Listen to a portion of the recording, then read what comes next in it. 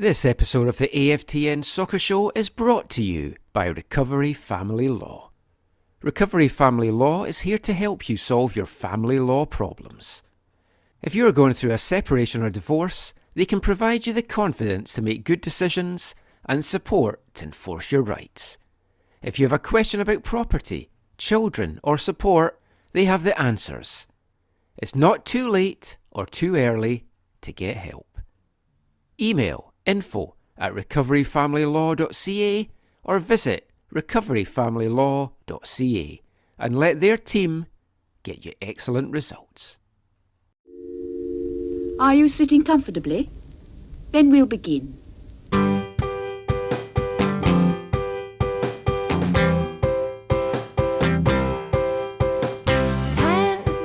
minutes left. Yeah, but there's still some time. It's not the final score. We need more than the numbers we're given. Show us you live and breathe the game. You're more than a name.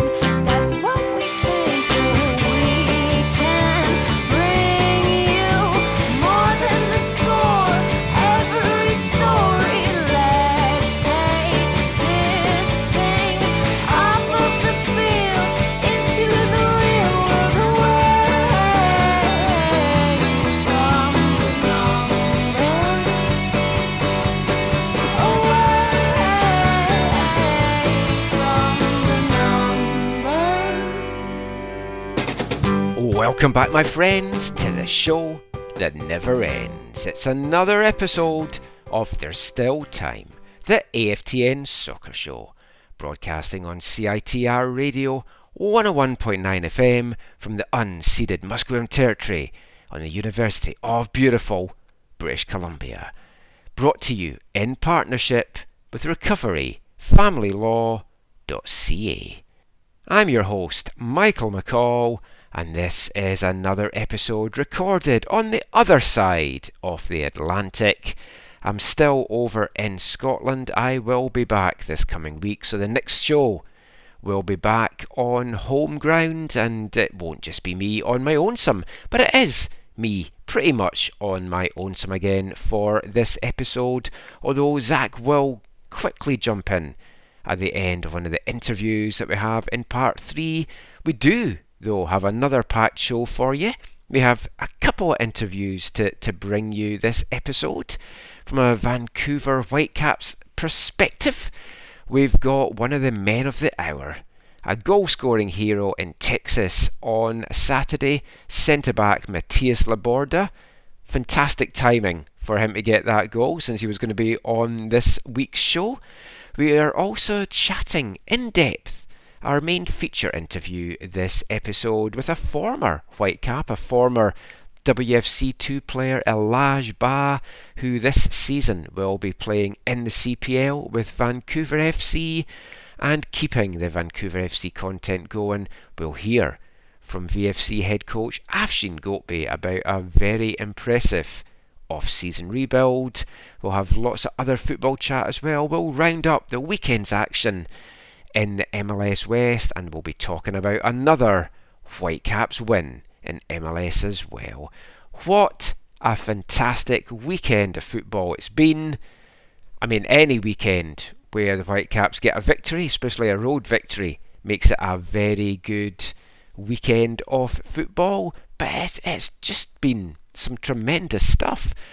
If you are a big follower of cup football, and of course regular listeners to this podcast know how much I love my cup football, the 4 FA Cup quarter-finals served up a feast of football this weekend. Well, 3 of them did. The Man City-Newcastle game was pretty much pedestrian, kind of went as you would expect it, but the other 3 quarter-finals were just absolutely amazing stuff. I was watching the Wolves Coventry Midland battle in the quarterfinals before heading out to a game on Saturday, and that was just a tremendous performance, and you felt so bad for Coventry, who had done so well to lead in that one, then fell behind to 2 goals between the 80th and the 90th minute, only for them to go out and score 2 goals in stoppage time and go through to the final 4, where they will be taking on Man United, who also came through a fantastic game this weekend on Sunday. A game with, again, so many twists and turns. The old rivalry against Liverpool, 4-3 after extra time, 2-2 at the end of normal time, 3 more goals in extra time. Man United led, Liverpool led, Man United pegged them back in the death to send it to extra time. Liverpool went ahead, and then 2 late goals from Man United saw them through, and it was just some absolutely fantastic football. And then the Chelsea-Leicester game also on Sunday was just batshit crazy stuff as well. Love the FA Cup, love cup football in general, and if we're talking about cup football in general as well, I'm sure Zach, if he was on the show, would certainly be mentioning FC Saarbrücken as well, the third tier German side who have made it through to the semi-finals of the German Cup. What a run this has been for Saarbrücken. Way back in August, they saw off Karlsruhe 2-1 in the DFB Pokal first round. Then, as we talked about on the show a few weeks back in November, huge shock as they beat Bayern Munich at home 2-1. The game-winning goal coming from Marcel Gauss in the 96th minute. 6 minutes of second half stoppage time played in that one. That kind of maybe set the scene for what they were going to do, because in the round of 16 they saw off another Bundesliga top flight side in Eintracht Frankfurt, 2-0 victory in that one, and that set up the quarter-final this past Tuesday. Saarbrücken at home to Borussia Mönchengladbach. Kai Brunker coming up with a winner 3 minutes into second half stoppage time to give Saarbrücken a 2-1 victory, and they will now take on Kaiserslautern in the semi-final on April the 2nd, and I cannot wait to watch that one. Spoken before, I'm not a huge lover of German football, but I love cup football. I love cup sets, giant killing acts, and you've got to be tuning on Saarbrücken in that one. And after speaking in last week's show about unfortunately falling sick and not being able to get out to the East Fife game last Saturday when I was over, decided not to go to the East Fife game this Saturday because we're playing Peterhead, and it's about a 4-hour bus journey, even a bit longer because there's road work on the road as well. So I thought I'm going to stay local, and I'm going to have a real sentimental trip. I touched on it on the last show, and I mentioned it on Twitter as well. But back in the day, in the 70s, because I'm that old, my first live footballing experience was to watch my hometown team, Glenrothes Juniors. Now, I've explained before in the show that in Scotland, junior football is not youth football. It's kind of a non-league setup that exists in its own right. They're licensed by the SFA. They're basically non-league, and it's an amazing level of football. The passion, the local buy-in from the community, the violence on the pitch, and sometimes off it as well from those local rivalries as well, but just it's tremendous. And then as Scottish football, long overdue, revamped a few years ago, a lot of these junior teams could apply to be proper members of the Scottish Football League and join the pyramid system. So a number of the teams did that, including my local side, Glenrothes Juniors, who are now called Glenrothes FC. And back in the 70s, my first experience of going to watch live football was my granddad took me to, I don't know if it was every home game, but it felt like a lot of home games that the Glens played in the Fife Junior League at Warrout Stadium. That's their home stadium. And I went there because we didn't have a car in the family, and then my mum, as I've explained before, didn't really want me going on the bus to go and watch East Fife. But as soon as I was old enough and got the bug to go and watch East Fife, Went and watched them and hardly missed a game, home and away, since 1984 until I left in 2007. So that meant I didn't really get to see the Glens. I got to see them a couple of times when East 5 weren't playing. I saw them some away games as well. When I was back over in 2020, I actually went down to Peebles and saw one of their games in the East of Scotland League there. So they've been promoted to the East of Scotland Premier League now. It's the 6th tier of Scottish football, so they're 2 promotions away, and I guess a playoff win, but technically 2 promotions away from getting into the Scottish Football League proper. And I was tweeting out some stuff about the game, and some people had asked me, how does that kind of equate to Canadian football? So it's 6th tier in Scotland, and you can't really look at the levels in Canada and Scotland as like for like. I would kind of equate it to VMSL Division 1. Is probably my best way of describing it. But I headed out to Warout Stadium for the game on Saturday afternoon. First time probably taking a game in at Warout Stadium since the 90s, and it has not changed at all. It's got a good stand, but the pitch, it'd been raining, bit of a quagmire.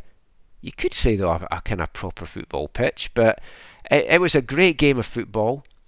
It was the league leaders Broxburn Athletic, another former junior club incidentally, runaway league leaders. They'd only lost once all season, and they lost this one to the Glens 3-2.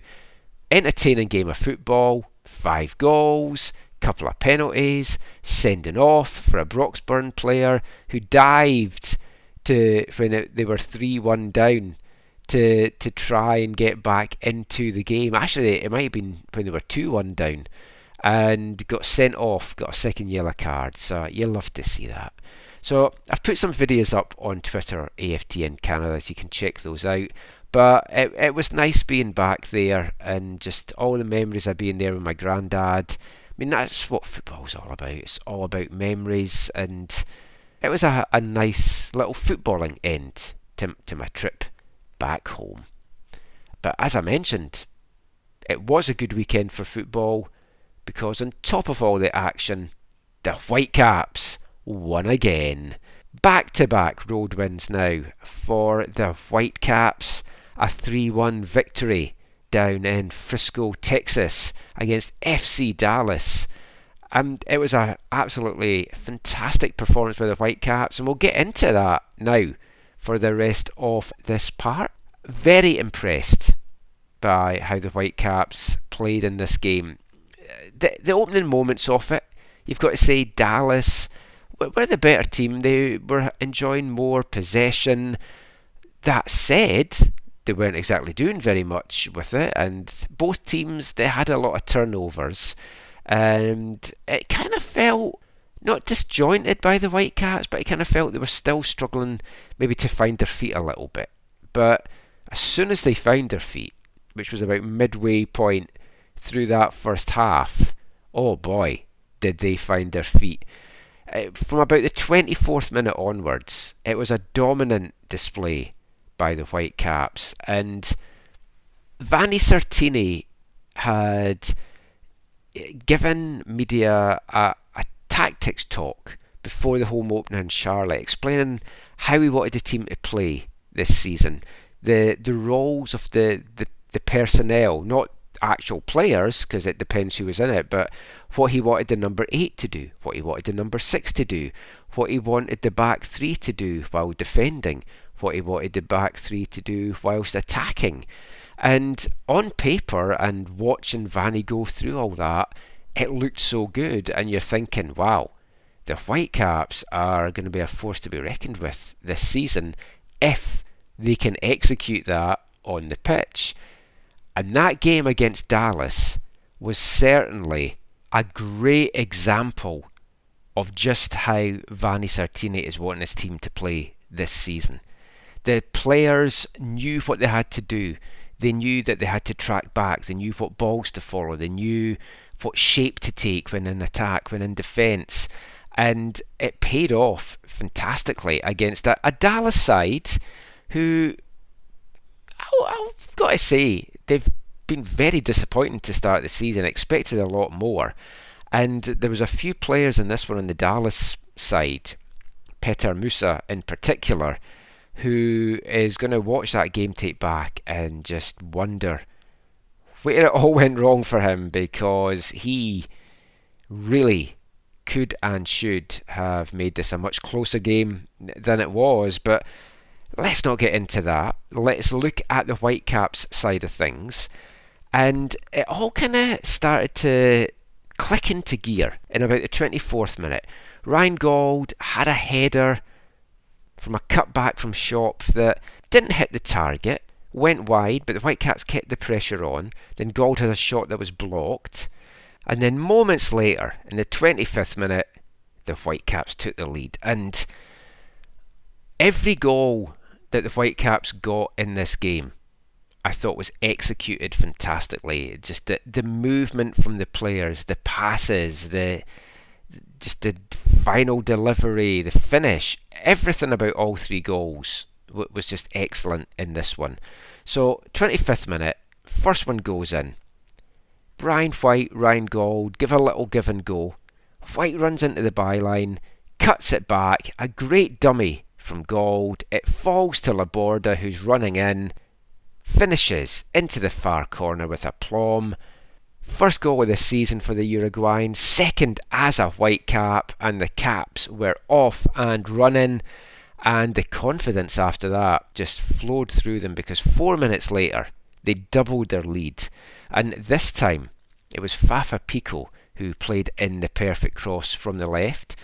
Spoke on the last show that the performances that Fafa's had coming off the bench in the first two games definitely merited him getting the start in this one, and it's against one of his former clubs as well. And as the commentators on Apple made very much aware, he plays very well against Dallas, and that's 5 goals he's now scored against Dallas since leaving them. So I think you want to ride that, and Vanni Sartini had spoken about that in the build-up to the game, saying that he's a romantic and he feels that when players go to play against their former team, they get that little spark, they get that little bit of an extra edge. We certainly saw it from Fafa Pico in this one, because he was outstanding in spells and unplayable in spells in that first half. And the cross that he whipped in for Brian White to run onto and head home past Martin Pais. 29th minute, 2-0 to the Caps, and just what Brian White needed. Said in last week's show, he's getting the chances, he's off to that slow start, he's not converting them, he needs to get one of those, and he could easily have had a hat-trick in this match, but we'll take the one. It's got him off and running, and he did well, he ran onto it well, he met it well with his head, and it was just finished past the Dallas keeper into the net. And you're thinking, whoa, the Caps are coasting a little bit here. They were totally in control, and you wondered, were Dallas, how were they going to get back into this? Because the crowd were taken out of it as well. Dallas looked a little bit shell-shocked. They looked a little bit frustrated.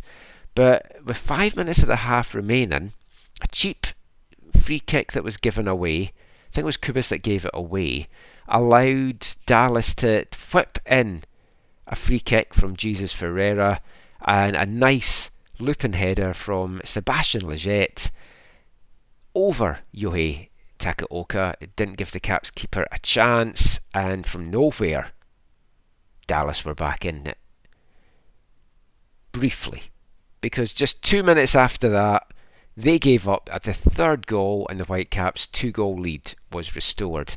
Now, from a Dallas point of view, it's criminal to have worked so hard to get yourself back into the match, only to then throw it away 2 minutes later. And it was another well-worked goal from Vancouver.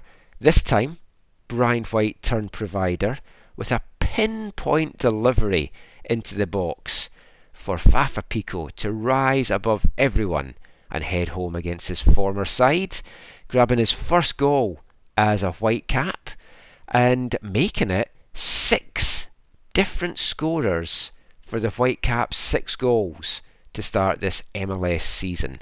And that's what you want from a team. You want goals that are coming from everywhere. You want this to be a team that the opposition are like, where's the goal coming from? Well, it could be any single one of these guys. And there's going to be a few worried people around the West about what this Whitecaps side are doing when they get up and running offensively just now. But this was a great goal. Again, you've got to kind of question Dallas defensively a little bit here. Fafa Picault is 5'8", and he was allowed to rise above everyone, rise above all these tall central defenders to head the ball into the back of the net. He took it well, and absolutely delighted for Fafa. If you haven't heard the interview we had with him a few episodes back, episode 597, go and check that out, because it was a great chat with Fafa. Really got to know him, really rooting for him, and the way that he has started this season, I'm very, very excited. I mean, obviously I was excited about Damir Kreilach as well, and I still feel Damir Kreilach is going to come good. But Fafa's overtaken that excitement for me as to what he can be to the side. He's got that pace. He brings something different to the team, whereas White and Kreilach are a little bit similar in a number of ways as well. Fafa Picault's got this spark to him, and a goal and an assist in this game, and he's flying right now for the Caps, and it's great to see. And the Whitecaps just in general are flying as well. So 3-1 up at the half. Dallas, as expected, came out in the second half much different animal. They obviously had them Nico Estevez chewed them out at half time, because they came out on the front foot. You'd expect nothing else, and they had a couple of good opportunities, created a slew of half chances, the best of which fell to Petar Musa in the 54th minute, but got in a good position, but his fierce strike cannoned off the outside of the left post.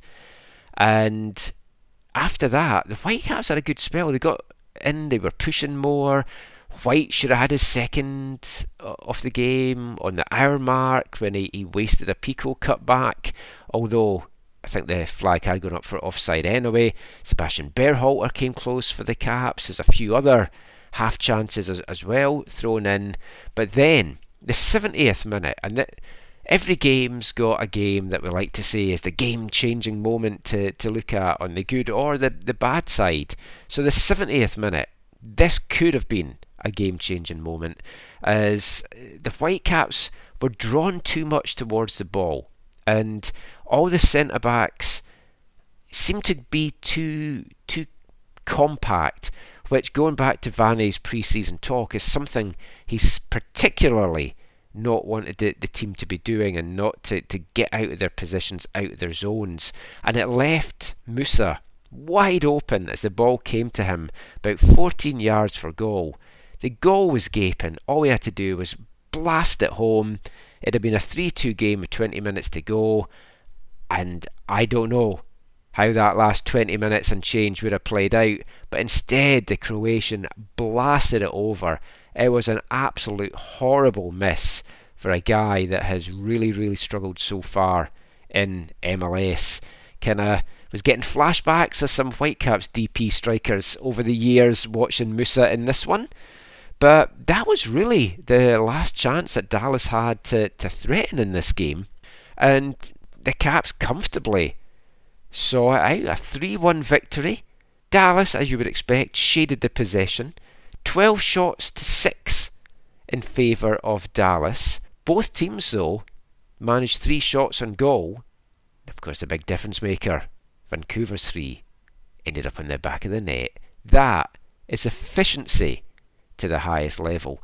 But overall, it was a great team performance by the Whitecaps. I don't think you can fault anyone for the way that they played in this game. Obviously, some players were a lot better than others, but I think to a man, everyone looked good, everyone knew their role. The subs that came on saw the game out well as well.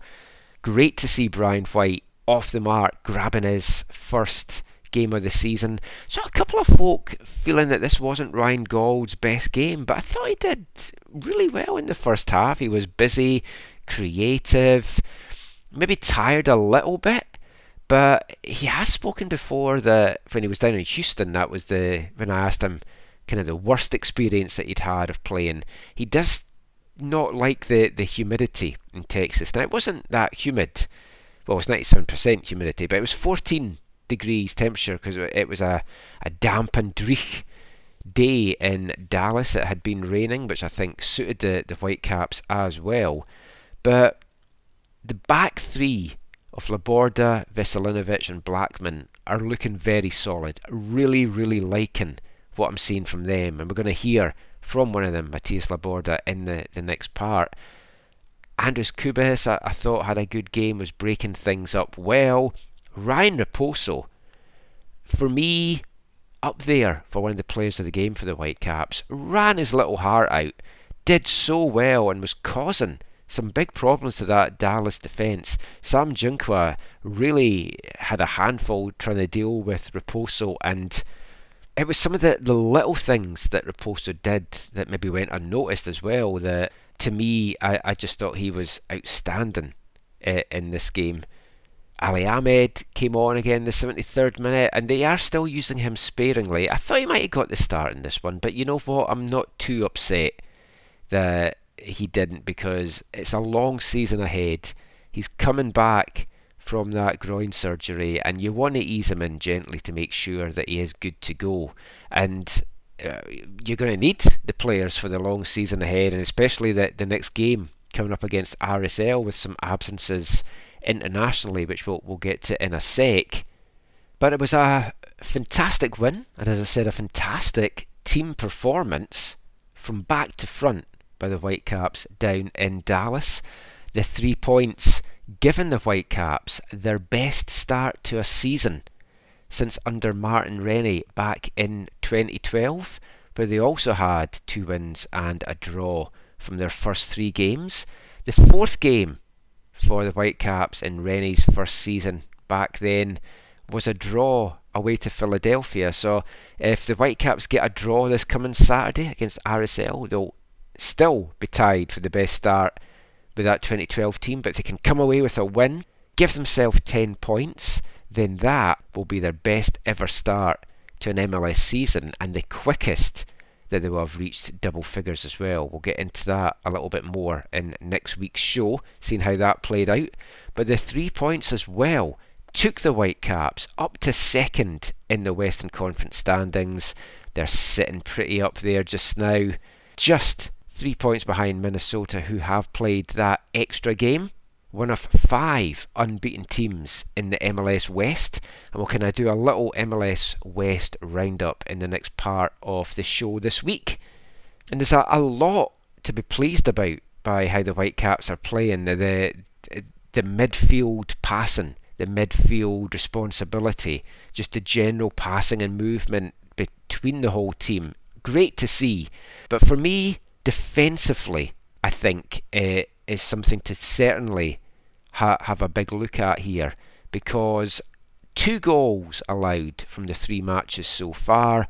It's the best in the MLS West, and it's the joint best with 4 Eastern teams overall in Major League Soccer as well. So a lot for Vanni Sartini and his team and his squad to take from these games. And we've got to give a big hat tip as well to assistant manager Michael D'Agostino, who has been leading the Whitecaps from the bench for these first 3 games. Vanni, of course, halfway now through his 6-game suspension. Still no word as to whether that may or may not get reduced, but hey, the way things are going with Michael, maybe we don't want to change things just now as well.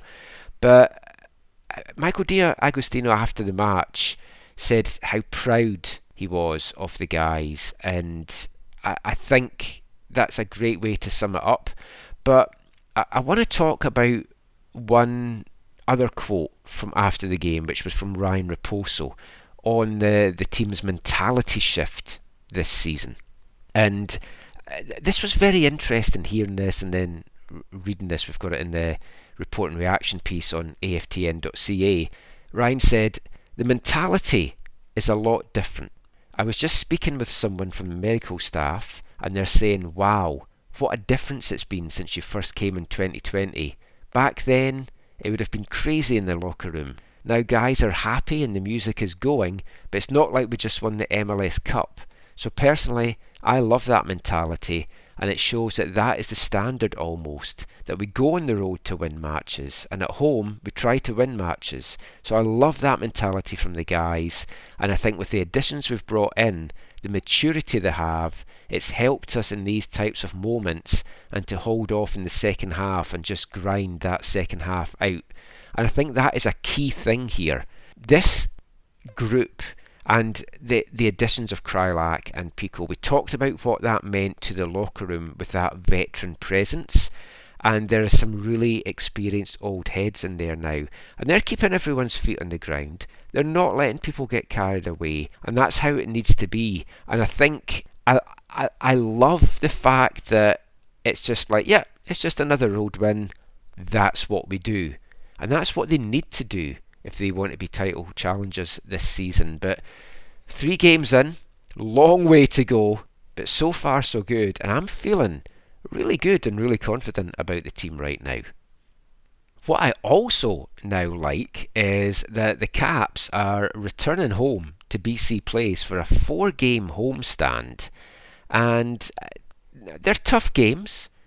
Real Salt Lake on March 23rd, followed by Portland on March 30th.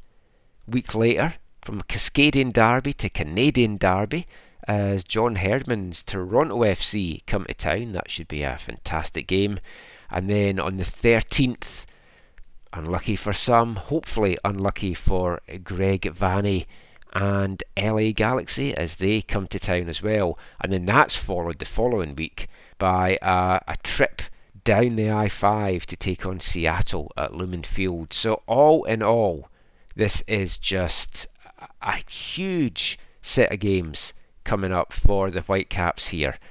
And next up is RSL, and it's going to be a fresh RSL side that come to Vancouver. They had a bye week this past week after playing the first game of the MLS season and then 2 games in that 4-day spell. So they got a little bit of a rest. So they're going to be coming to BC Place all refreshed, and they're sitting 8th in the MLS Western standings just now.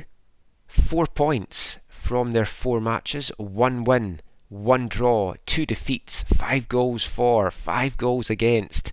And not really sure what this RSL side is yet this season. It's certainly going to be a test for the Caps, and they're going to have to do it without a couple of players, as Fafa Pico has been called up by Haiti and Pedro Vite has been called up by Paraguay. I was quite pleased that there was no Whitecaps call-ups to the Canadian squad for the crunch game against Trinidad and Tobago. If you're going to be playing in this window, I want my guys here. But Fafa and Pedro Vite will be away. Sam Arakukbe could be back for this game though. It is sounding like this is one of the games that's targeted, if not this one, the Portland game as well. So it's going to be tough. Should be a good crowd. Another 4:30 start for this one, and let's just see if the Whitecaps can build on the excellent start to the season that we've seen so far. So that's it for the Whitecaps chat in this part.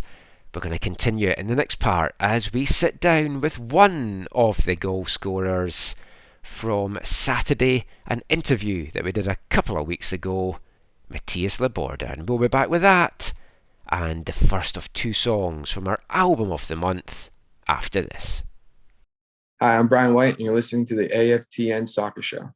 First time I saw your face, I knew your name before a word was spoken.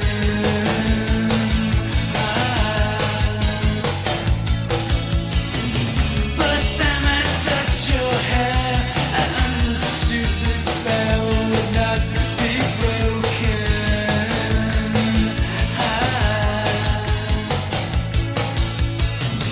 Why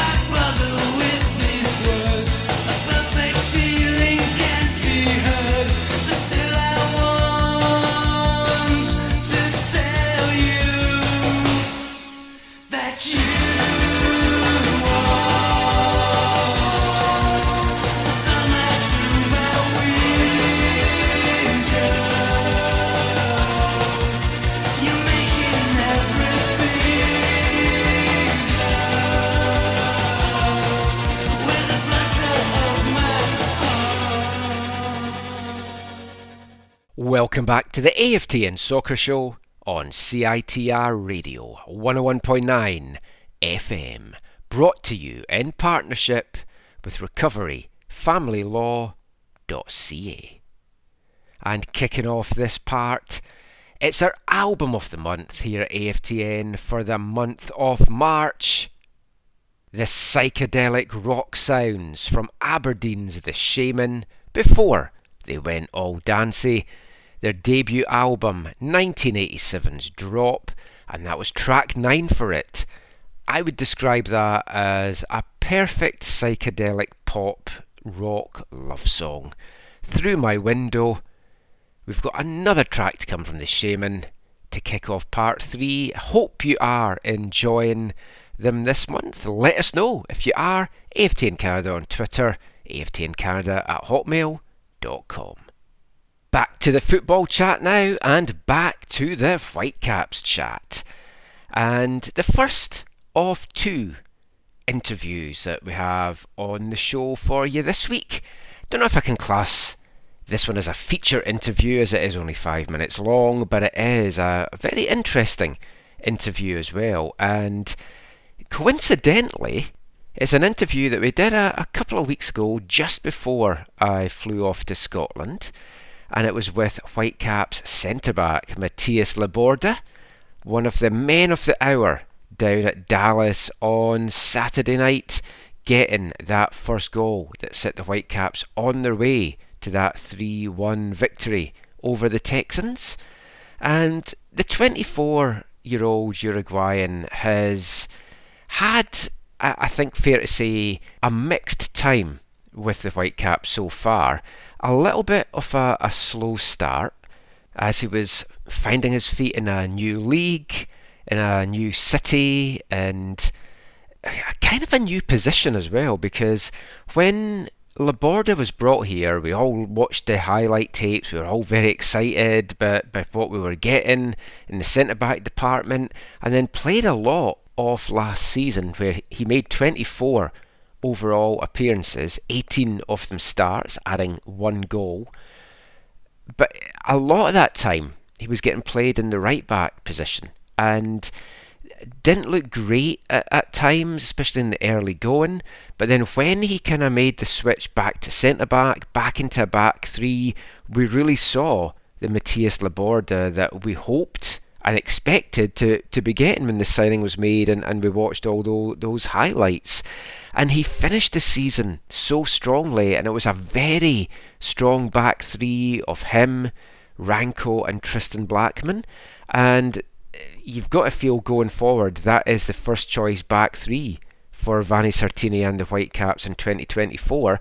We saw it in the Tigres game. Thought he was excellent in both of those legs. Unfortunately had to miss the first game of the season against Charlotte because of a carried on suspension from the malarkey and shenanigans that went on at the end of the LAFC playoff game with the whole Tim Ford incident. But since then, he started in San Jose, he started in Dallas. The Whitecaps have been very solid defensively in both games, just giving up the 1 goal in those 2 matches. And Mathias Laborda, as mentioned, found the back of the net in that game in Dallas, opening the scoring in the 25th minute. A nice move, and you don't really expect your centre-backs to be pushing forward and getting in the box the way that he was, and he took that finish so well. So very excited by what we can see from Mathias Laborda this season and that back 3 in general. So I got a chance to chat with Matty just before the home opener against Charlotte, and although Matty can understand the questions in English, he felt more comfortable just answering in Spanish, and Seb Pereira was doing this translation. But he did say at the end of the interview, next time we do it in English, and next time we will do it in English. But let's just have a chat just now with Matty about his time in Vancouver so far and his hopes for the 2024 season.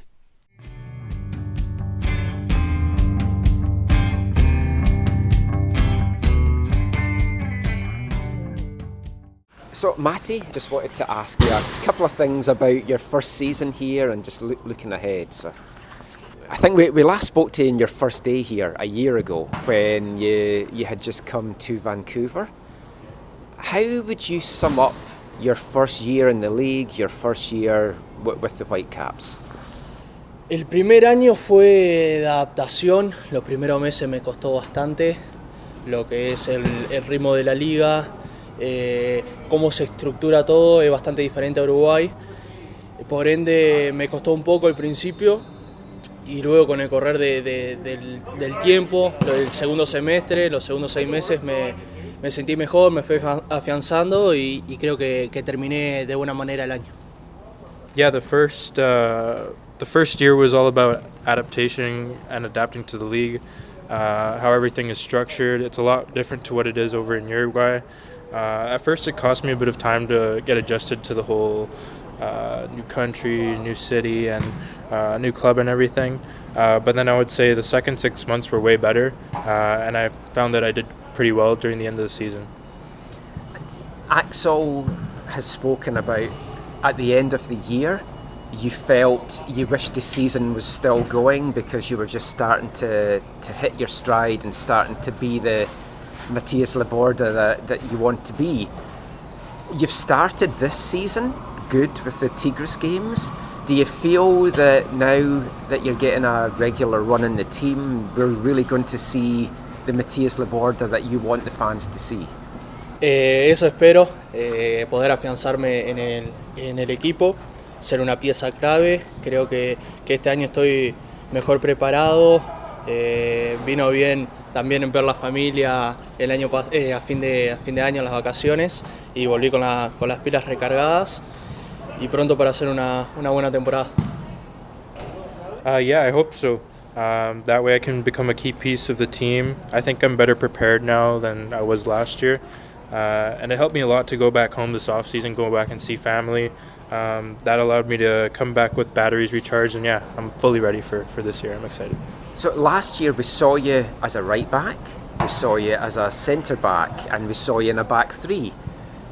It looks like it's a back three this year, and it feels that you look a lot more comfortable there than just maybe say playing as a right back. Sí, me siento mucho más cómodo de zaguero central o en una formación de línea de 3, de cualquier posición en la línea de 3. No es mi posición principal la del lateral derecho, pero creo que me puedo adaptar y aportar para el equipo. Yeah, I feel a lot more comfortable in a back three, whichever position that is across that back three. Right back isn't my main position, but I feel like I can still adapt for whatever the team needs me in that position if I am needed there. The league, it's very different here. You've got altitude in Colorado, you've got extreme heat in Texas, you've got this here, it's very cold today. What did you find was the biggest challenge for you going to these different places? Bueno, no lo veo como algo que me pueda afectar. Creo que tenemos un equipo muy joven que también se puede adaptar a las diferentes condiciones. Por ende no lo veo tan complicado ese tema. Well, I don't see it as something that will affect me personally. I think we have a young team that can adapt to different climates, and yeah, I don't really see it as something being too complicated or something I find myself having difficulty adjusting to. Now it's a big year for the club, 50th anniversary, a lot of hopes as to how good the team is going to be. There's a big game coming up as well. Messi's going to be coming here. As a player, how excited are you to get that opportunity to play against like a Messi, a Suarez, and these top world players this year? He was teammates as well with Suarez at Nacional. I played really? Nacional with Suarez, so you know him well. I know that exciting for the fans, for the club, for the city. So I'm really excited too. I hope I play that game. So thank you so much, and good luck this year. Good to Thank see you. Take care. Okay.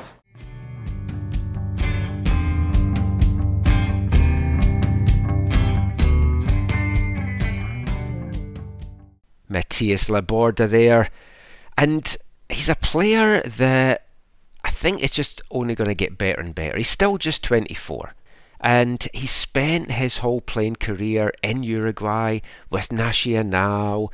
He was a youth player with them, signed pro with them in 2019 before leaving for the Whitecaps in 2023. 6 goals from his 83 overall appearances. And he's been capped by Uruguay at under 18, under 20 and under 23 level as well. So a very talented player, and I think we're starting to really see the best of Mathias Laborda now. And I had totally forgotten when I was chatting to him that of course he was a teammate of Luis Suarez. Suarez went back to Uruguay and was with Nacional in 2022 and 2023. So that is certainly going to be an interesting matchup when the two of them go face to face in May. Hopefully the two of them go face to face in May when Miami come to town. And at the end of the interview with Matty there, when we finished recording, I joked, I was like, oh, you'll handle Suarez fine, he's looking slow and old now, from kind of just a little bit of what we'd seen in pre-season and stuff. Well, do I have egg on my face, because Luis Suarez right now is absolutely lighting it up for a Messi-less Inter Miami. They had a very good 3-1 win at DC United this weekend, and Suarez in his 5 games so far, just 3 of them starts for Miami, and he came off the bench in this one as well. 4 goals and 3 assists, and those 4 goals have come from 6 shots on target, so a pretty darn good efficiency rate. And overall for Suarez with Miami this season across all competitions, MLS and CONCACAF Champions Cup, he's played 7 games, he's got 6 goals and he's tallied 5 assists. So he really is starting to light it up, and Miami are really starting to hit their groove.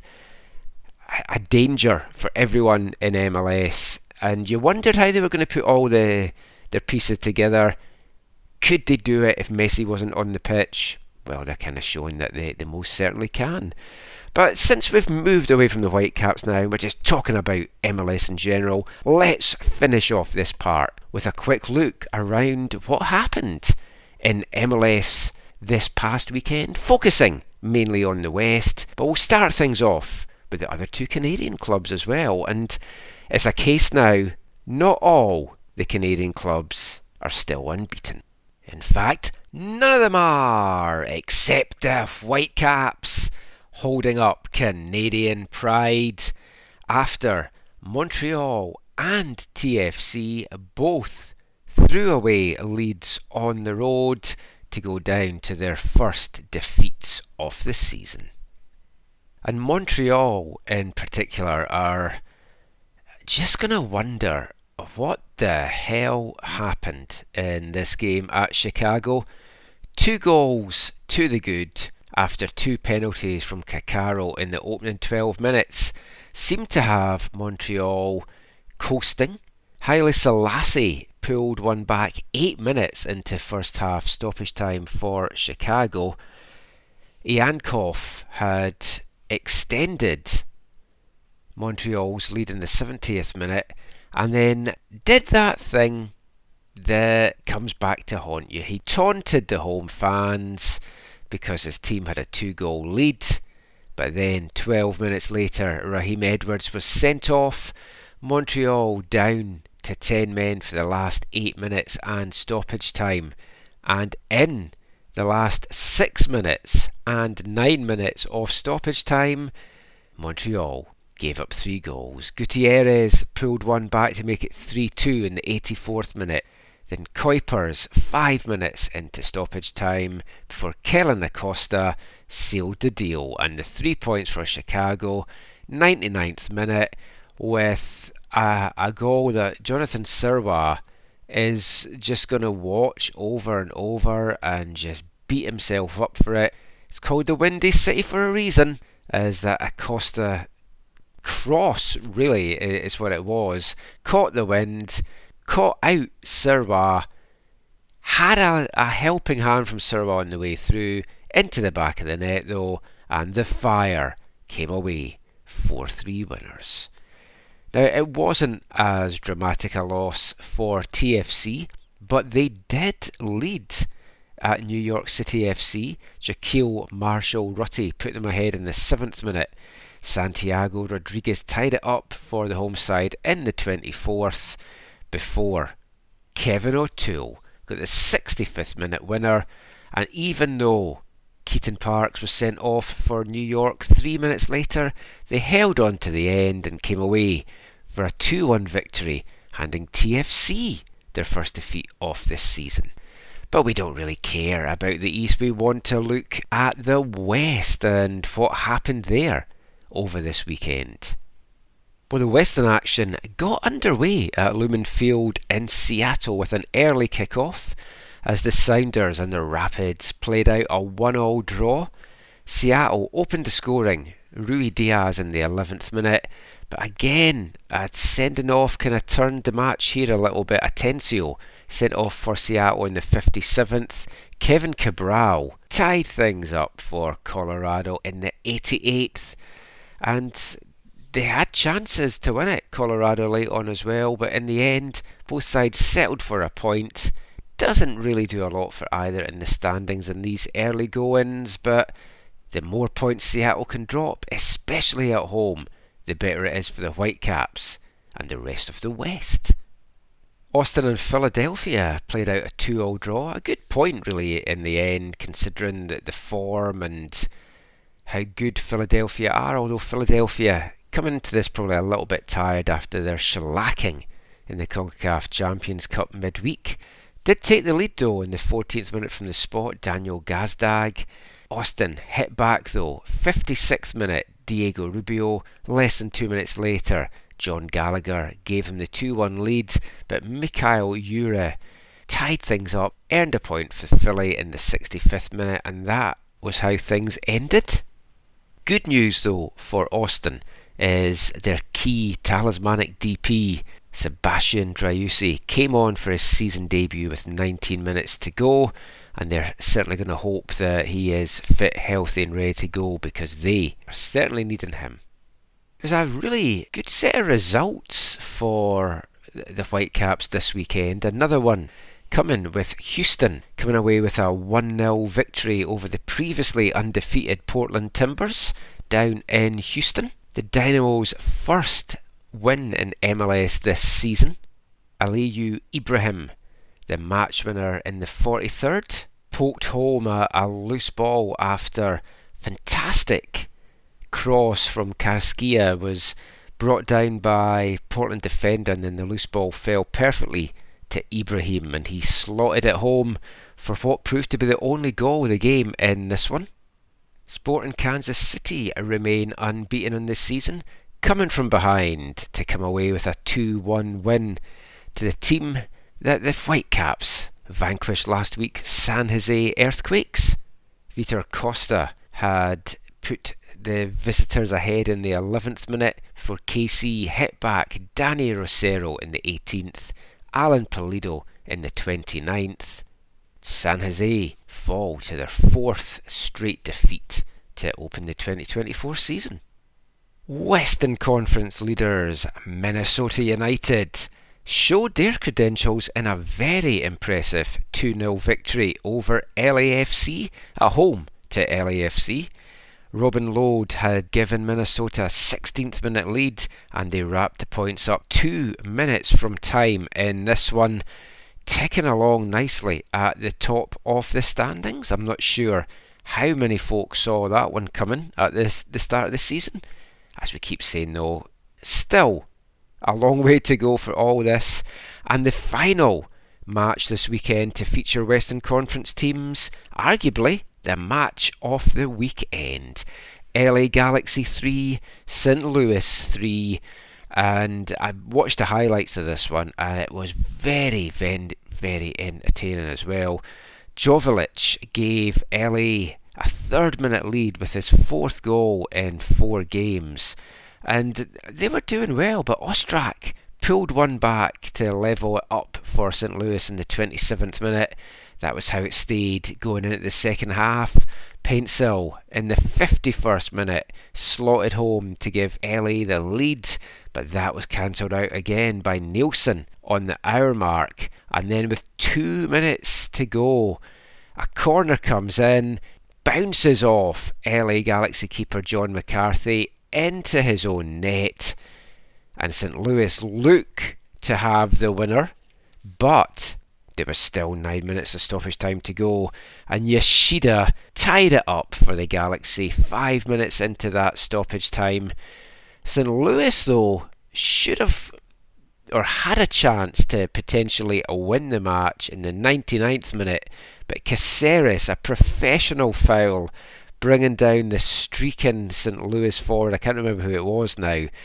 As cynical as you want, but it saved his team a point, so I don't think you can knock him too much. It finished 3-3. If you haven't seen it, check the highlights out. It was a barn-burning game. Really, really enjoyed this one.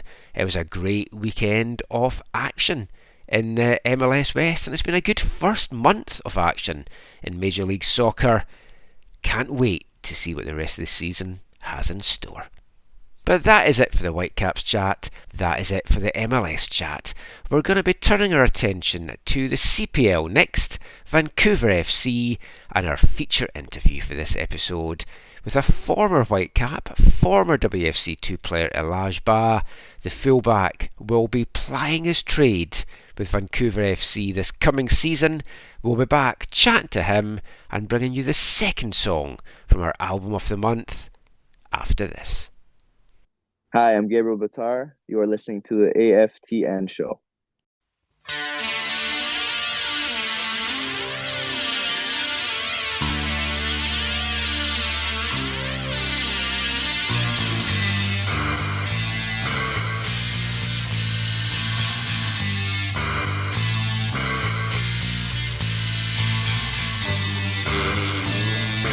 Where do you go when you've left your head and it's miles below and the stars collide, though you want them to stay, and you're kicking your world away? Tell me, where do you go when it's out of control and the sky falls around all sugary down?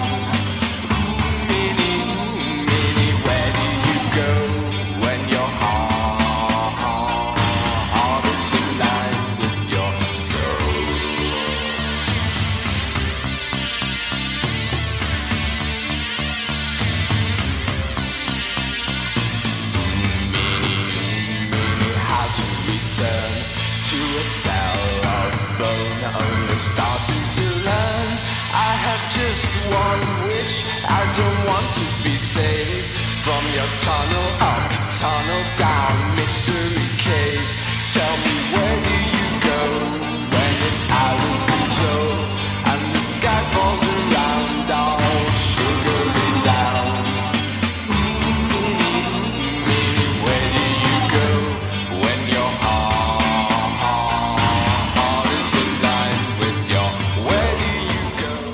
Welcome back to the AFTN Soccer Show on CITR Radio 101.9 FM. Brought to you in partnership with recoveryfamilylaw.ca.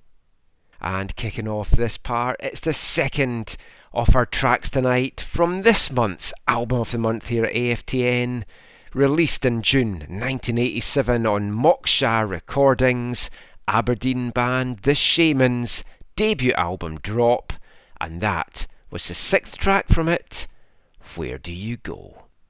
And we'll be back with at least one and maybe two more songs from The Shaman in next week's show.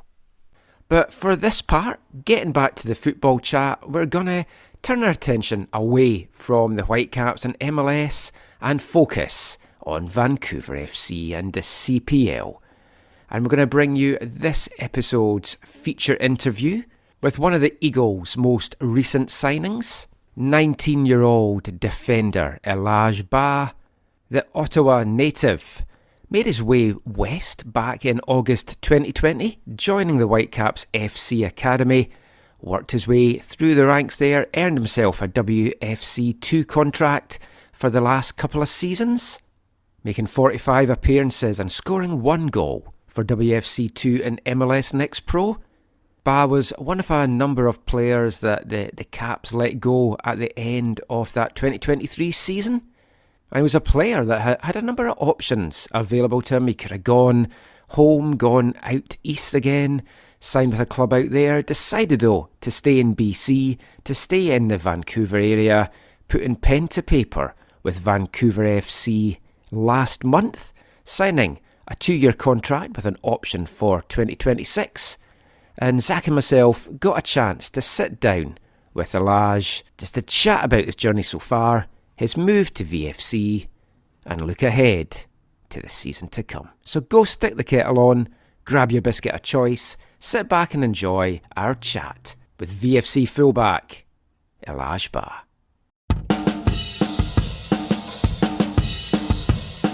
So Elage, welcome to the AFTN Soccer Show. Welcome to Vancouver FC as well. You must be excited for this new opportunity in your career. Yeah, very, very excited. Thank you for welcoming me. So, how did all this come about? Because we know you've been with the Whitecaps for a few years with the academy and then with WFC too. I know from speaking to some of the other guys, it was kind of put to a lot of you, go see what other opportunities you can find out there. Is that how it was kind of with you? How did the move to Vancouver FC come about? I mean, you kind of find out after exit meetings that maybe the Whitecaps weren't gonna bring me back. So, like, I think Rico made the kind of link to VFC and kind of let me just go train there maybe 2, 3 days before I went back home. Because honestly, it wouldn't hurt me just to go train with VFC or whatever. Mm. And I went to go train 2, 3 days with VFC. Intensity was honestly like nothing I've experienced even firsthand. Like I've experienced some very, very, very good players. Obviously, you can see like the Ryan Gulls, the Brian Whites, whatever it is at the Whitecaps, but the intensity and the training that I came to was very, very high. And I was honestly shocked with it, right? In the beginning. So after those few days, I had a long think. The CPL off season is like 4 months. Yeah. So you have a lot of time to think and everything. So I guess yeah, I was pretty impressed with the intensity and the group. It's just you can tell that, and really it didn't really come off as being like a second last place team to me, right? So it like just a lot of stuff just added on to it, and I just honestly made my decision to come to VFC. And obviously Vasco was there last year and was a teammate of yours with WFC too. Did you have a chat with Vasco as well about what it was like? Yeah. Definitely did when I came in. For a few days last year, I just had a few words with him, nothing too major, just asking him how he likes it here. He said he likes it a lot here. So honestly, from his review, and I know he was my teammate in the past, I knew I could trust his word, and Mm. it's history from there. So you're an Ottawa lad, and you Yeah, obviously made the trip out here back in 2020. To go yeah. back to that, when did you come on the Whitecaps radar? And obviously that was like right in the middle of COVID. So what tempted you to decide I'm going to go across country in the middle of a pandemic and just start my career out west? See, this is where it gets a little bit tricky, and a lot of people ask me this question. It's so in February, before COVID even really, really hit, I was on trial at TFC, right? So Oh. I went on trial at TFC and I did not end up making it, right? I didn't end up making it. They didn't take me. And once I went back to my academy, I was kind of like, I was one of the better players at my academy. So my coaches sat me down, which were Jed and Sanji from Futuro Soccer Academy at the time. And they sat me down and said, yo, listen, why did they come back to us with all this negative feedback? Right. And I was like, that was probably my lowest moment in my youth career, you can say. I didn't make TFC because my ego is probably like high, so high, out the roof. And I go to TFC and I don't make it. In my head, I'm like, wait, I'm considered myself one of the best players for my age group, and I did not make it at TFC. And I was like in a moment of just I don't know what to think. Then my coach had added on to it and as well, and I was just like man, what do I do? Then my coaches trusted me again, and they said, "Look, we're gonna send you to Charlton, Athletic in England, Mm. right? This is in March, I believe." So I make the trip down to Charlton, and I remember we were starting the trial on a Saturday. Okay, the Friday hits. Saturday morning, they say no training. COVID-19 is getting too serious. There's no training. I made a whole trip to England from Ottawa just for me not to. It was basically to spend time with family. Oh, I didn't have wow. no. I didn't. I think I touched a soccer ball one time, and it was on the driveway of the house where I was staying at with my little cousins, and that was it. I was honestly like I didn't know what to think at the time. I was 15 years old. I'm just like, I didn't make it at TFC. I come all this way. My mom spent so much money for me to come all the way to England, and I didn't. It's not that I didn't make it. It's like I didn't even get a chance to try, Mm. right? So then Whitecaps kind of comes around to my coach because my coach Sanjeev is good friends with Dave Irvine at Whitecaps. Okay, and he basically they had a chat and look, there's no problem with bringing Elage in. And I think maybe Sanjeev kind of like tweaked it a little bit. He said, "Look, TFC's after this kid," and so then Whitecaps. That's how it is in Canada, right? Yeah. Yeah. Um, Whitecaps said, "Okay, you know what? Let's bring this guy and bring this guy and bring this guy." And little do they know, I went to TFC and I didn't make it. Right? So I went to Whitecaps, and within my first year, really excelled. I have no bad reviews on Whitecaps within my 3 years, no bad review at all. Right? It built me as a character, it built me as a person, and honestly, every single minute I loved it. My first year at Whitecaps, I made the U23 squad. Hmm. Right? In my first year, I think I was with them.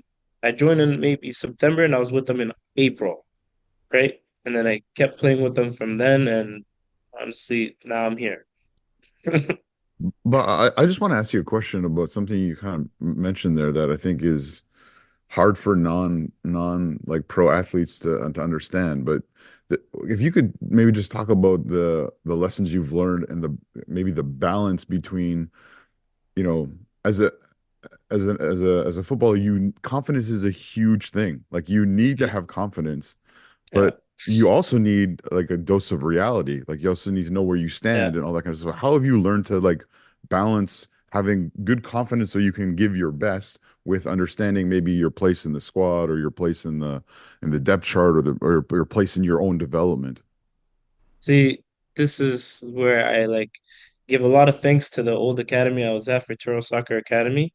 That's also with St. Anthony's. It's like a partnership club, basically. Hmm. This is where I give a lot of thanks to them because ever since a young age, I was like disciplined as a player and just all these little things. Like, let's say I was on the field and I was dribbling too much. I didn't really care about my teammates. My coach Sanji would just take me off. We'll play a man down, no problem.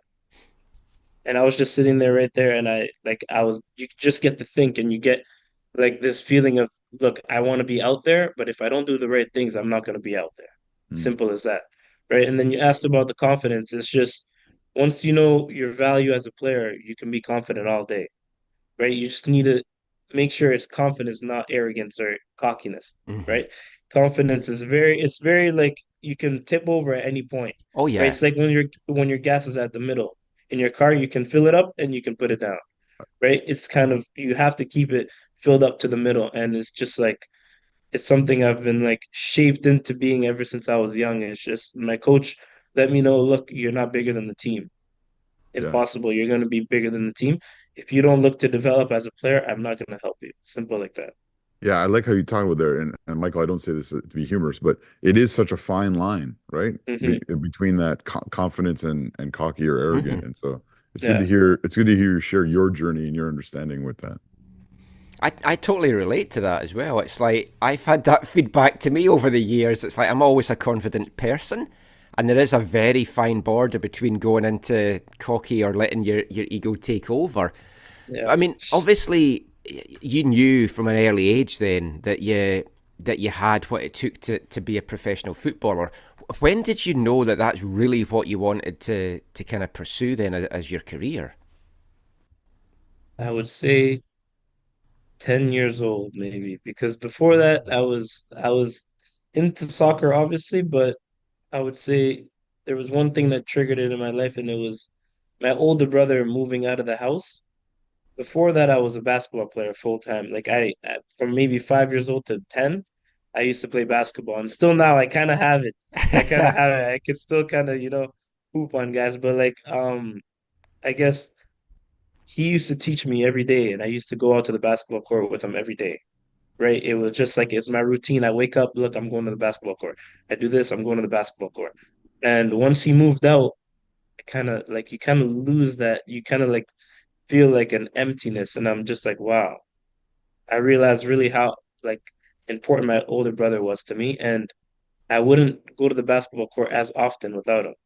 Right? It was right next to me, yeah, but it just didn't feel the same. And I ended up picking up soccer from my community center in my old neighborhood I was staying at. Right? Just something small. We played in a gym because obviously in Canada it's like you get so many months of just winter that you have to play in the gym almost half the time, right? If you're not playing on turf. And um I guess I just picked it up from there in an after school program. It was where I fell in love with soccer in one of those after school programs. And honestly, I say this to a lot of parents because I get a lot of parents asking me when I'm back home in Ottawa, what did you do? How did you start? And everything. I told them, look, I started an after school program. Every single kid's journey is going to be different. Hmm. One kid can start with the professional team, whatever it is, like every single person's team progress is going to be different. Right. If I tell you, look, I started an after school program, doesn't mean you go put your kid into an after school program, right? Because that's not the way life works, and that's not how it's going to work, right? Mhm. Did you feel like, because you're 19 just now, so when you came here, you were what, 15 when you came here? I was, I just turned 16. Just turned 16. So, Yeah. I mean, that's difficult to leave your family at that young an age. Do you feel you had to kind of grow up really quickly? I mean, how do your family feel about you being out here as well? Because I'm sure you could have had the options to go back out east for CPL as well. So you mentioned in the initial press release that this kind of feels like your second home now. Have you had to kind of grow up a bit quickly here? Yeah, I would say, see, this is again where I can give props to Whitecaps and bringing in players from outside of the province or outside the city of Vancouver. It like in their billet program, they make sure, look, they tell the owner of the billet or whatever, you're not going to do everything for them. This billet shouldn't wash your clothes. They shouldn't wash your dishes or anything like that. You learn to do everything by yourself, right? You don't have your mom telling you, look, go wash your clothes. You don't have your mom telling you wash the dishes because everything is like you have to take care of yourself and watch after yourself. Everything you do is going to reflect on not only the Whitecaps but also the family you come from, Mm. right? So every day you think to yourself, you're like, look, if I don't wash the dishes this day, how are they going to think of me? Right. And you don't do it just because it's like, okay, I want to seem some type of way in someone else's eyes, but you just like you get to do it on your own every day, and you're like, look, I'm going to have to do it one day either way, so might as well grow up now when I'm 16 rather than grow up when I'm maybe 20, 22, 23. Just simple thing like that. A question for you, Ba, is obviously we know you as a right back or a wide right player. I just want to ask you, and I've asked a lot of your teammates this going into this second year for Vancouver FC. If you, so obviously Afshin is the decision maker. We're not asking you Yeah. to negate that in any way, shape, or form. But if you were setting out Ba's idea, if you were the coach and a player, and you're setting out Mhm. your ideal team, kind of what formation are you using, and where would you put yourself? See, I would use whatever formation Afshin is using right now, and I would put myself on the right side. Honestly, I have no problem playing on the right side. Like it's where I'm natural, like naturally where I grew up playing, and maybe not deeper as a right back because that's something I learned at the Whitecaps. I learned to play the right back position at the Whitecaps, but I'd be playing anywhere on the right side. I'm comfortable playing on the right side, and even the left side is honestly all the same to me. I'm not very picky about the formation we play, not very picky about maybe where I play. But I would say, yeah, I do have expectations when it comes to maybe the intensity of how we play, right? Oh, okay. Just those type of things are little things, maybe formation, whatever, but you focus on the controllables at the end of the day. That's good to hear. You talk about either side, maybe ideally further forward, but also open to playing at the back. How have you found it? Like you're coming into a situation, especially on the right side for Vancouver FC, where there's depth. There's a number of players who can play both kind of further back and further Hmm. forward on the right side. I Yeah. guess, yeah. How have you found the competition so far, even in just your first couple days? And you talked about the intensity of training last year. How have you found it in Hmm. the opening days of preseason this year? The opening days of preseason this year have been great. I feel like I've been introduced to the group like almost seamlessly because of that maybe that 2 3 day training stint I had last year. And honestly, the competition you want to say, I'm gonna say it like this because that's how I want to say it. And I would say there's a lot of older guys in my position, and that I noticed it right away. Right? There's Paris G and there's Caden Chung. These are both players that have played more than me, more professional minutes or whatever you want to call it. I'm in a position to learn. I don't necessarily want to come in and look, I want to do whatever, like I want to be the starter, whatever. Look, I'm fine taking the back seat and I'm gonna look from afar. I'm gonna look at them, try to see what they do, so I can maybe get into their position one day, right? I'm not looking to cause havoc where, oh no, I should be starting. Oh, this is that. No, I've never been that type of player, and I don't think I'm gonna start now because that would make no sense. So I feel like I'm in a position. I'm in a very, very, very good position to learn, and so are the other guys, other young guys on VFC, such as TJ or maybe Grady, even James Cameron, that's at the U20s. He didn't get there by maybe telling everybody, "Look, I should be starting." He took the low route, and then eventually it came to him, right? So I'm the same type of guy. Cool. Yeah, how have you found the difference like in terms of pathway for you as a player going from MLS Next Pro into CPL? Obviously, you haven't played any competitive matches yet, but yeah, if you notice a difference other than the intensity you already mentioned in training? Yeah, I mean, simple difference is boys versus men. Simple difference. Maybe the quality, yeah, you can say it fluctuates, whatever, but it's simply boys versus men. And here you're forced to make a decision a little bit quicker than the MLS Next Pro. Because MLS Next Pro, yeah, you can get away with not making a decision. And then maybe I can get away with my strength, okay, because I'm stronger than a lot of people in that league. However, here I'm playing against men. If I don't make this decision right away, it's look, I lost the ball, right? It's done like that. I'm gonna get overpowered off the ball, and someone's gonna come tackle me, right? And then you have to realize you're with older guys. These older guys, if a young player is not doing what he's supposed to do, they're gonna chirp after you.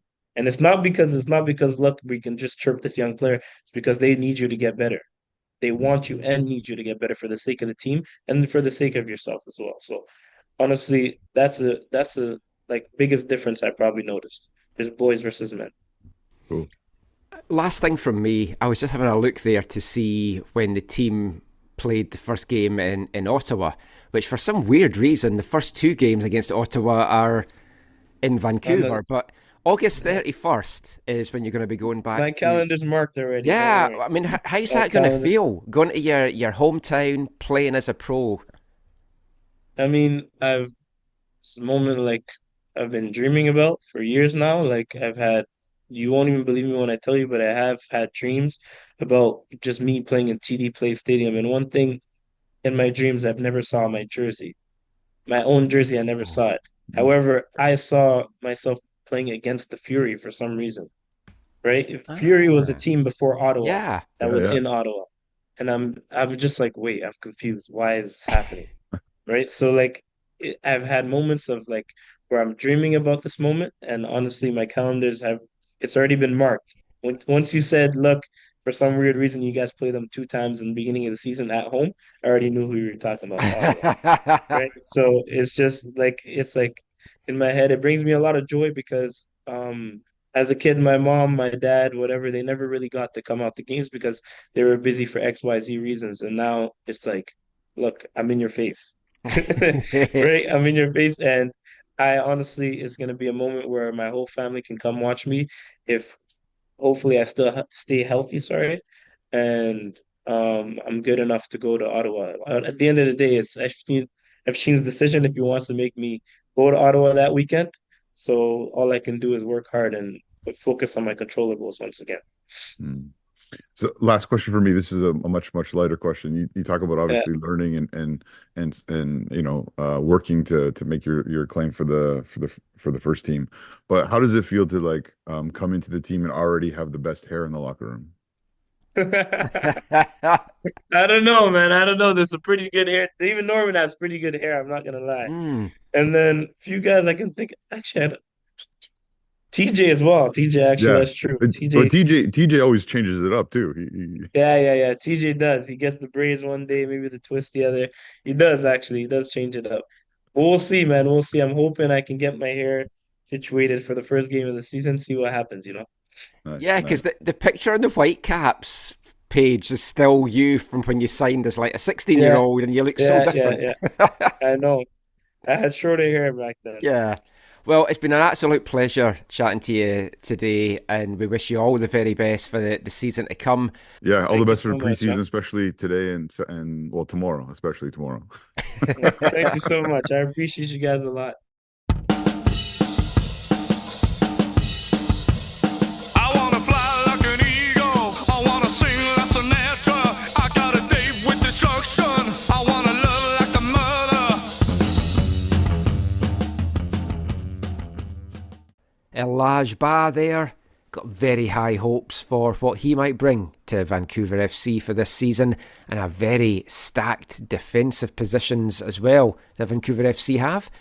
Zach and me enjoyed that chat with him, and I'm bringing Zach on now just to chat a little bit about Elage and just hopes for him for the season and where he might see him fitting in. But I mean, first of all, Zach, Elage comes across there as a young man very much with his head screwed on and with the right attitude that you want to have as a coach in your team. Yeah, very much so. You and I were both impressed with I guess his eloquence, his articulate. He's very articulate and yeah, like you said, a tremendous attitude. He's learned a lot for a man of his age, right? For a young man, and I think Afshin will benefit from that. I mean, you and I were joking before the interview, like, we've just talked to Ben Fisk this year, and Callum and David Norman and all these people we know a lot. Mm-hmm. And so the conversations have been on the longer side. Yeah. And we were like, I don't know how long this is going to be. Like, because we don't know. It turned out to be quite long. Yeah, well, it turned into be a very, really good conversation, right? I genuinely enjoyed it. I really enjoyed chatting to him. And there's sometimes you come away from an interview and the person you're speaking to kind of blows you away a little bit. And I felt that about Elage in this. Just the way that he spoke so honestly as well about I was like kind of basically Mr. Billy Big Boots for a while, and then he got some setbacks and wondered what all this was about, what the plan was, and then it's just made him see things differently. And he knows he's coming to Vancouver where the positions are quite stacked and he's going to have to fight for it, and he might see limited minutes, he might see a lot of minutes, but he's prepared to do that. And he's decided to, he could have maybe got back with the Whitecaps. They did let him go at the end of the season, but a few of the guys had the chance to probably come back as well if they wanted to. He could have moved out east. He could have just taken the easy option, gone back home, but he's wanted to stick it out here. And it was nice to hear that Vasco had kind of said good things about the club as well. I think, initially at least, we might just see limited minutes for him. But he is one of those exciting players that if he puts the performances in, he'll get his reward. And what I like is how much competition there is on the back line, on the wing-back side at Vancouver FC for this year. Yeah, there's a lot of depth. There's also a lot of options, right? Afshin had to make a difficult decision with Caden Chung last year when they had a very significant hole in their squad planning in central midfield. And then obviously Caden went down, and that again impacted things. Ibrahim Bakari had to play a lot of right back, and he's a tremendous young man, but he's not made to play right back, right? And I think there's going to be a lot more. It's going to be a lot more, I think, solid at the back, but also with some of these players like Bah, you have someone who can get forward, who can create, who has pace, and that then therefore also gives Afshin options. Yeah. We've had a chance to get into pre-season. By the time I get back, there'll be probably about a month in, really, and we'll get out to maybe see some of the games. I know they've had some pre-season games under the belt. Things seem to be going quite well, so we won't get too carried away, because I think we did a little bit with the pre-season results last year, but we always had that caution that the level that they were playing. So that it's been a good off-season build, and let's just see what other pieces are going to get announced. But that is it for this part. We will be back with some more football chat after this. Hi, I'm Carl Valentine. You're listening to the AFTN podcast.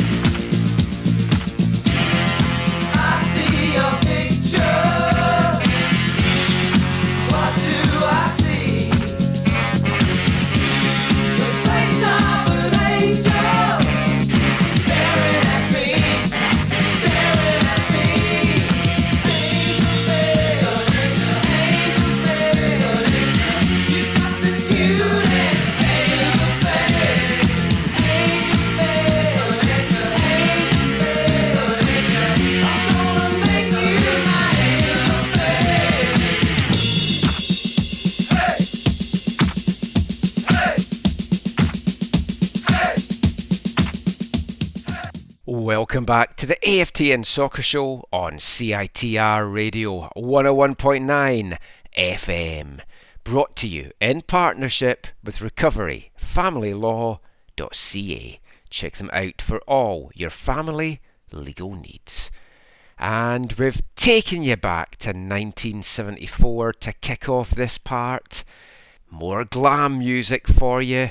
And that is the debut single released by the Glitter Band. They used to be the backing band for Gary Glitter, but he is, of course, persona non grata now. And if you don't know about Gary Glitter, give it a little Google. But thankfully for the Glitter Band, they broke away from Gary Glitter, went their own way, and became artists in their own right. That was their debut single, Angel Face, peaked at number 4 in the UK and was released on March 15th, 1974. Elsewhere in the world of music, this week 50 years ago, in the Canadian charts, Anne Murray was still number 1 with her single Love Song, and in the Canadian album charts, Joni Mitchell was number 1, hit the top spot with her Court and Spark Asylum album.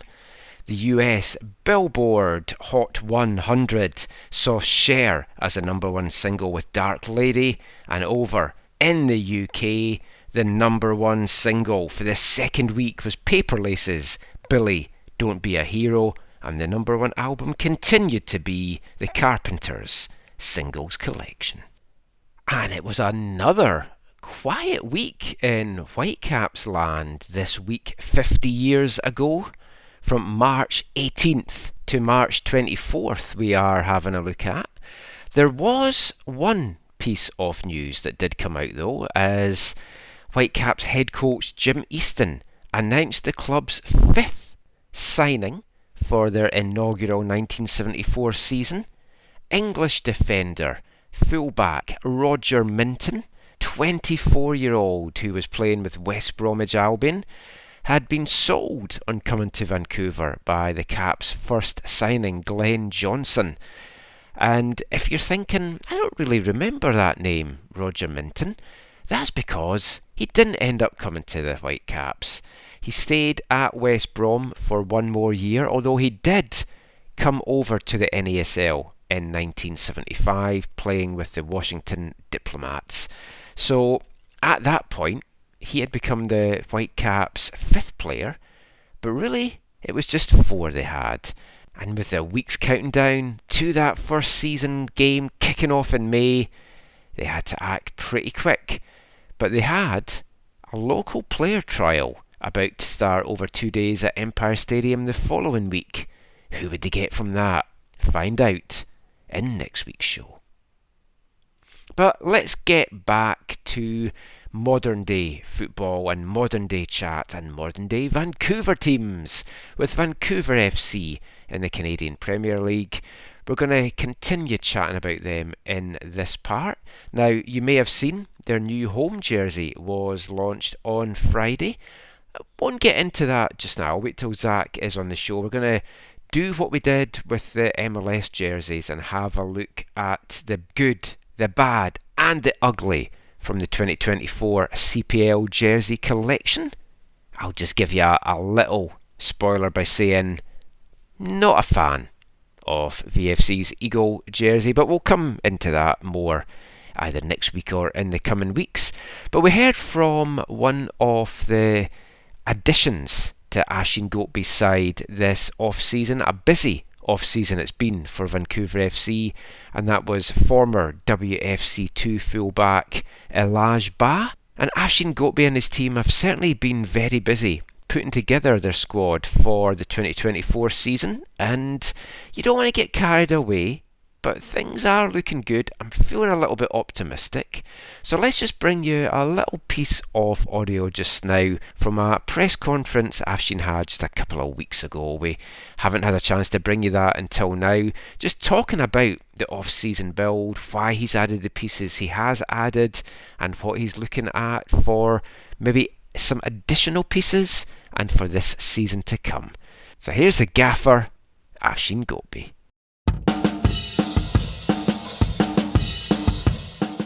Well, we had to do a lot of thinking and working and trying to evaluate what we had to do and players we had to add to create a group of players that can challenge the playoff spot and also a championship. And I feel that we've done a very, very good job in not only finding players that are established professional Canadian players that have history in the CPL and in Canadian football, but also adding inspiring international players that not only had the quality, but the motivation to come to Canada and use the platform in Canadian football for the further of their and development and their careers.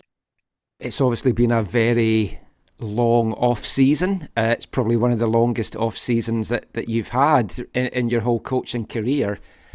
When you look at, and you touched on it there, you've brought a lot of experienced guys in. There's a lot of local talent that has come in as well. How different does it feel this year than what it did, say, 12 months ago? Well, I can just tell you, we just had a session with some test players because we have a few spots in the team that we are still looking for some very good additions. And just the test players that were out there, the group that was out there this morning, I was so impressed with their quality that some of them, if they would have came here last year, maybe even half of them would be starting for our team last season. So it just tells you how far we've come in a short time.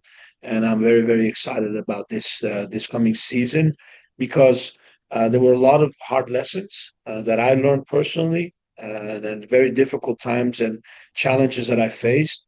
And I wanted to make sure that we learn very quickly from them and we find the right characters, the right players that can create a team that can challenge the trophy. And in professional sports, it's all about winning. And we don't get as managers and as coaches the time and the luxury that in many jobs people do get. Obviously, preseason is almost upon you guys. It's going to be the second season for the club, bringing in the likes of Jose Navarro fitting that old sort of philosophy that you had, or the philosophy you continue to have of bringing in youth, now mixing it with experience. How are you finding the balance of the squad so far? Well, it's probably too early to give that answer because we haven't had an official team training until this afternoon. After this interview, we'll have an afternoon session where everybody for the first time will be together. So if you give me some time, I'll maybe give you a more accurate answer in the future. But on paper and just on my intellect of seeing the kind of characters, players we put together, I'm very excited about the generation of experienced players and local players that have a connection to the community, connection to the city, and wanting to play for their city, and then finding the internationals that are actually going to add something very special to the group. Players like Renan Garcia, his return. And then finding a player like Navarro that comes from, I mean, if anybody knows anything about Pumas is really one of the best football academies in Mexican and in Central American football. Bora Milutinovic, who is a very close friend of mine for many, many years, started his head coaching career at Pumas, and he used to always tell me about what a great job Pumas does in recruiting, but also developing the young players in Mexico. So, I mean, he started his career there as a young player. He's been there for a long time, and he was looking to break into the first team, and it's always difficult to break into the first team at Pumas. And I feel that by taking this decision coming to us, we can really expedite that step for him to go to the highest level of football in the future, and the first team as a first team player. And it was also very important for me to find a great partner for Alejandro. And I thought Alejandro Diaz, having a player that comes from the same culture, they speak the same language, and has a different profile and different style of play, it could complement him. And I think that's why it's a really nice match. And Alejandro, as a more veteran player, is going to help his development with the lessons every day and encouragement that he's going to give Navarro. So I'm really excited about it. And we thought about all those little small details to make sure that every recruit fits in the puzzle that we're trying to build. You've brought in an international signing, your first of the window in Jose, but you've also lost some, such as Ibrahim Bakare. Where does your where does your kind of intentions lie with the rest of the window before the season starts in bringing in players? Well, we actually have other signings that we are waiting to announce that the decision have been made. But basically, we were looking for the right character, the right talent, the right timing of the player that could make our team stronger. I thought we had to improve our team in the central defense, and you've seen with some of the signings. We had to improve our team on top to be more efficient in front of the goal and to score more goals. And I feel that we've also, and it will be announced later, we found another midfielder that can really help us connect all the dots on the pitch. And every signing has been very strategic, and in my opinion, we thought through it with a lot of detail. And you don't always get them right, but we hope that this time we get more of them right than wrong. So we're hoping that players like Navarro feel welcomed, feel at home, and they integrate as fast as possible. And I think it's all about having an open heart, open mind, and coming into this challenge with 100% concentration and commitment. And you see already how quickly he's learned English. When I interviewed him first time on Skype, his English was not as good. So I'm really impressed with his willingness to adapt and quickly try to integrate in the Canadian football.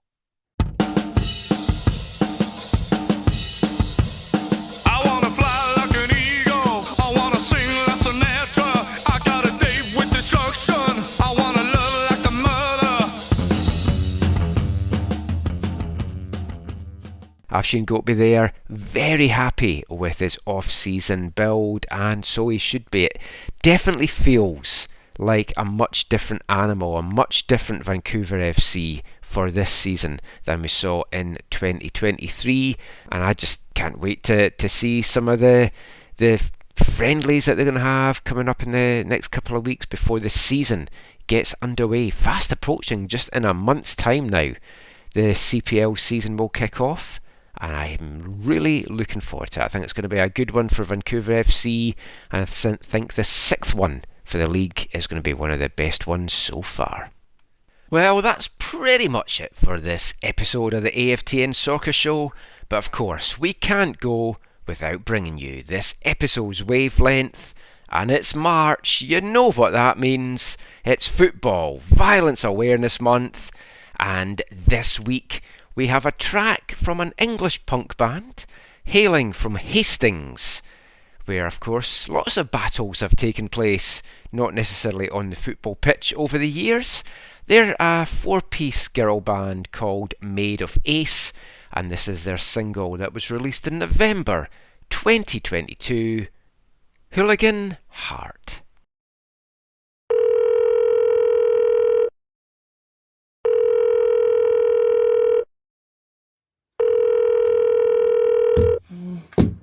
Hello, please leave a message after the tone. Well, I've done it. I've just split up with Chris officially. Should be on Facebook as well. Yeah, and I hate to say this, but I was more heartbroken last night when we didn't fucking win. Alison, do not use that voice note on your record, by the way. Don't give permission. Also, how's your hangover?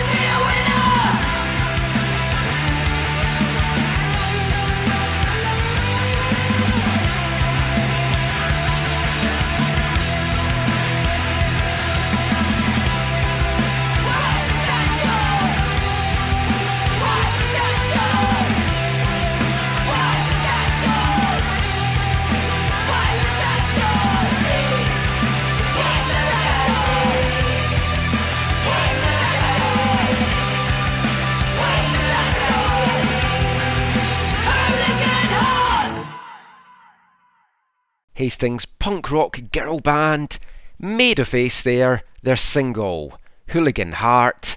We'll be back with another Football Violence Awareness Month song in next week's show. But that is it for this episode of the AFTN Soccer Show. Thank you again for bearing with me on my own. Hope you have enjoyed our chat and our interviews. We'll be back on the other side of the Atlantic for the next show. Zach, maybe even Felipe, maybe even Har. We'll see who we can get on. The more the merrier. We'll have more than myself though in the next show. Until then, as always, thanks for listening. Take care. Thank you for continuing to support AFTN. And Mon the Caps.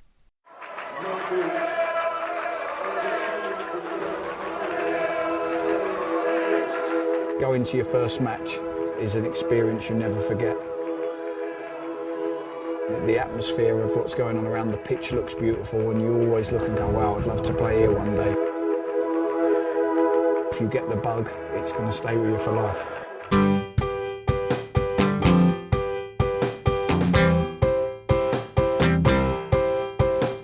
10 minutes left.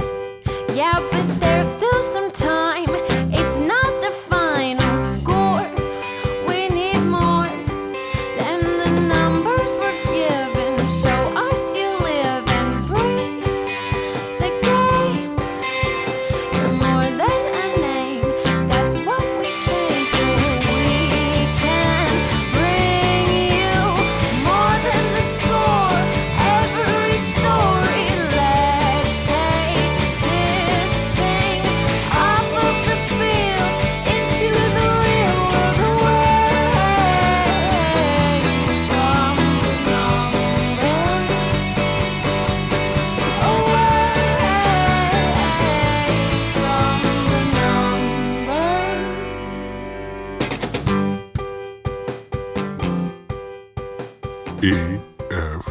AFTN